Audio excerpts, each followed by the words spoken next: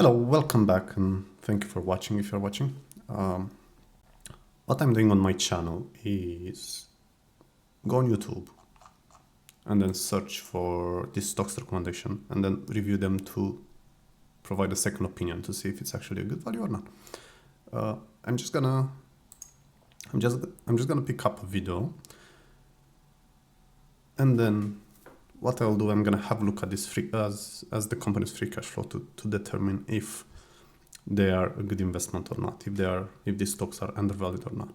Because myself, as many other people, I kind of lost a lot of money by investing into stocks that I see on the internet, which is, by the way, a very, very bad idea. Never do that. Okay. So I will go with this one here. Top 3 stocks to buy heavy before end of 2025. Okay, so let's get started. Let's have a quick look at the video, and then we will kind of calculate these ratios that I'm always calculating to see if where the stocks are sitting relative to other companies in the stock market or the S&P 500. Okay. First stock, Target. Target stock has taken quite a hit this year, falling nearly 35% year to date, as inflation has pushed shoppers towards competitors like Walmart and Amazon for essentials and cheaper alternatives. But long term, I believe there's still potential if you're willing to be patient. Target is investing $5 billion next year to improve stores, digital shopping, and product quality, all aimed at winning customers back. With a strong dividend, for those who love dividends, a cheaper valuation than its peers, and a track record of bouncing back, the company has potential to regain its footing if its new strategy pays off.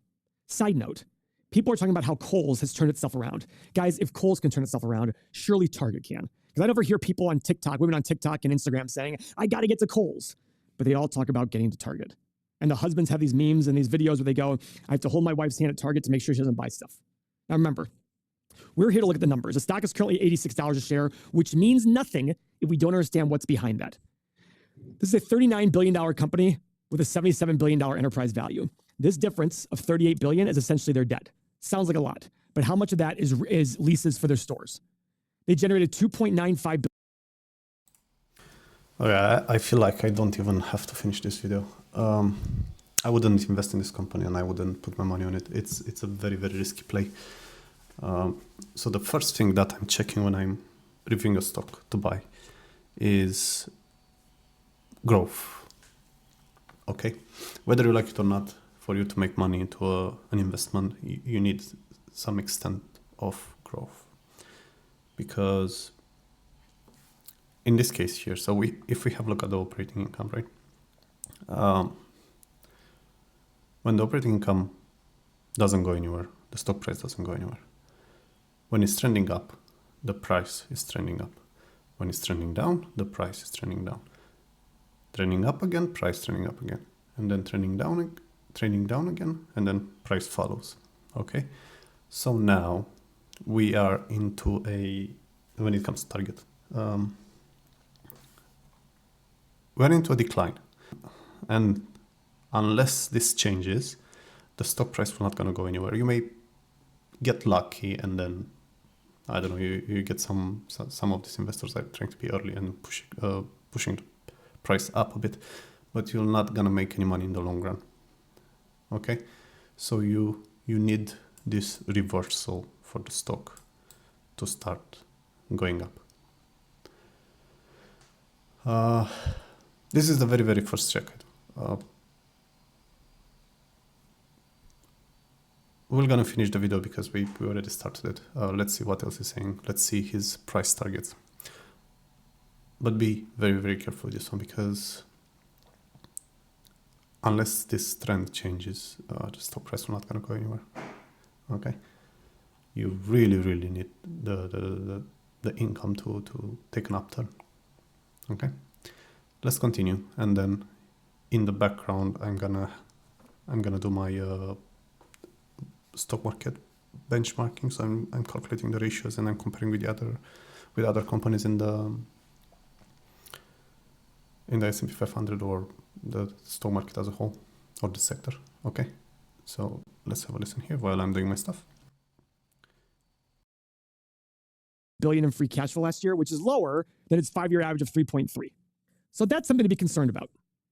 Current PE is 10. Current price of free cash flow is 13. That's cheap. Now, they're paying this dividend. I hate this.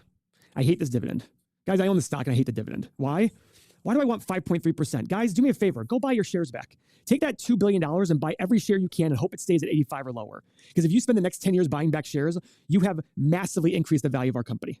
That's what's key. Guys, remember, there are 5 things we can do with free cash flow. We can pay down debt, pay a dividend, buy back shares, invest in yourself with expansion, or invest with acquisitions. Okay, guys, the one I hate the most, the one I want done last, is paying a dividend. If all those other 4 things don't make sense, you pay a dividend. I'm quite sure buying back shares is smarter if the company is undervalued. That's what's important. Another thing, their 5-year return on invested capital is high, 14.25%. For those of you who don't know what this metric means, this is a sign of a good company. The market average is like 9 or 10%. Can they get a good return on the money they invest in the business? If you can make 15% of the money you invest in the business, keep doing it. You'll compound your profit for a very long time. That's the theory behind that.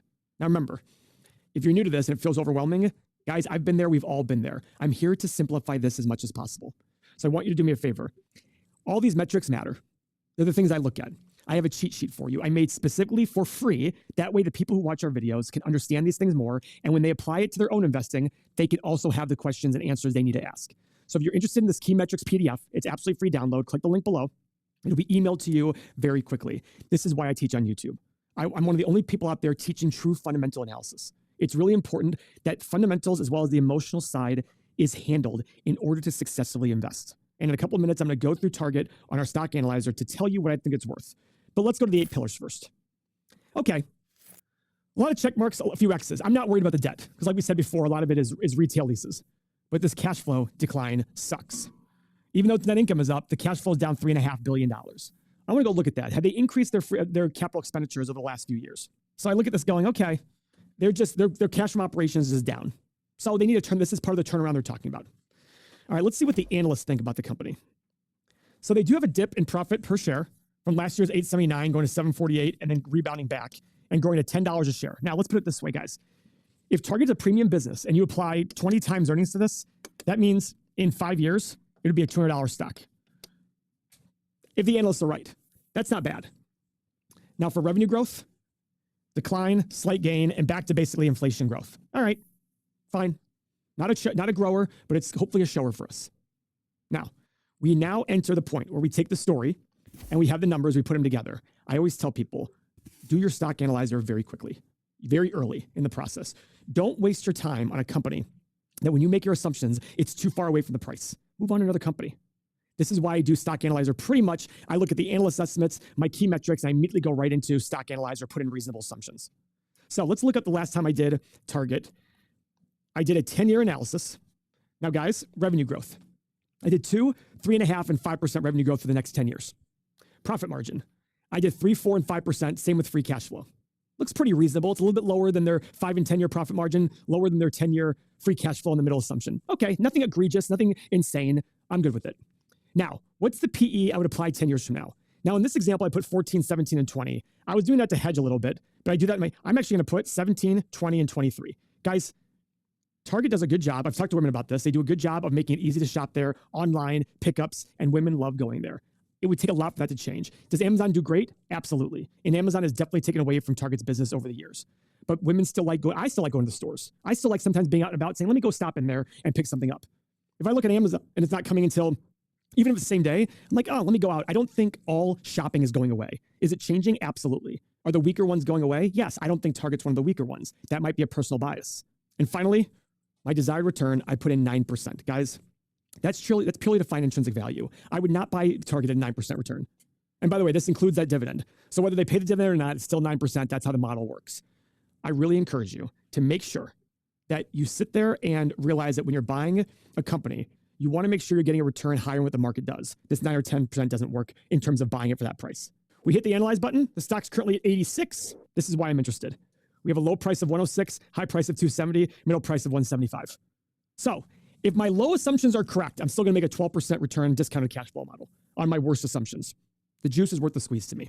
Now, most investors lose money because they're trying to pick the next big hot winner, next NVIDIA. The best investors do the opposite. They eliminate the losers first.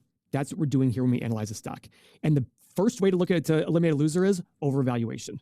That's the best way. Because even a great company, if you pay too high a price, it's not going to be good. Munger and Buffett say that when you buy a great company, what might appear to be a high price isn't necessarily a high price. What they're saying is they have a lot of potential to keep compounding. Okay, here is my take with Target. I don't think the stock are going to hit these price targets, the ones that Paul provided. And that's simply because the stock the stock is not underpriced. What I found into my research, into my analysis, so relative to their market cap at this point in time, for the free cash flow they are generating, they are sitting at 8%. And then the general market is sitting at 8%, okay? So it's right over here at 8% in the average. That tells me the stock is not undervalued. It's just correctly priced, okay? And if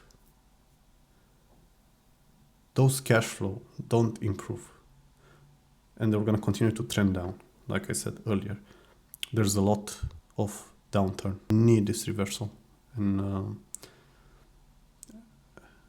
the free cash flow, in the income, okay? If that doesn't happen, the stock will not going to go anywhere. You're just going to lose money on this investment. From a residual free cash flow standpoint, this is a good sign because they are sitting at 5%. So after I deducted the interest expenses and the dividend payments, they still have cash on hand. That means the dividend for now, it's safe. But if the free cash flow continue to deteriorate, it will not going to be safe anymore, because at some point in time they're going to reach a point where they cannot sustain the dividend anymore. Then they're going to be forced to cut it, because nobody in their right mind will going to pay a dividend and borrow money for it, okay? But this is a good thing. The dividend is safe for now. They sitting above the market, so this is a sign of undervaluation, where somewhere in between. Good investment, not really, okay? The good side of it is this dividend will gonna act as a floor, so I don't think the stock will gonna go much lower. It could, if the free cash flows are continuing to trend down, and they will, the stock price will probably gonna go a little bit lower, but this dividend will gonna act as a floor, and it will not gonna be a lot of downturn. That's the good part. But the bad part is, if the money doesn't start trending up, the stock will not gonna go anywhere. So I would argue it's a bit early to invest in the stock, and you may want to check the guidance of the company to see the outlook when you're gonna see this first sign of improvement. That is the moment you want to jump into the stock, even if you don't get the lower, the absolute bottom. I personally rather sacrifice a bit of upturn for safety instead of just gambling and hoping the company will gonna get better, and then there's no certainty for it. But yeah, this is it for today. Thank you again for watching. Please, comment if you want to like if you want to subscribe, do subscribe. But I would appreciate your feedback. So if you leave me some comments to tell me what you think, is greatly appreciated. I will try to do the second stock, the second stocks that he's recommending in his videos. So I'm probably gonna release an additional 2 videos for each one of them into the near future. But with that being said, thank you very much for watching, and I wish you a good evening. Okay, bye.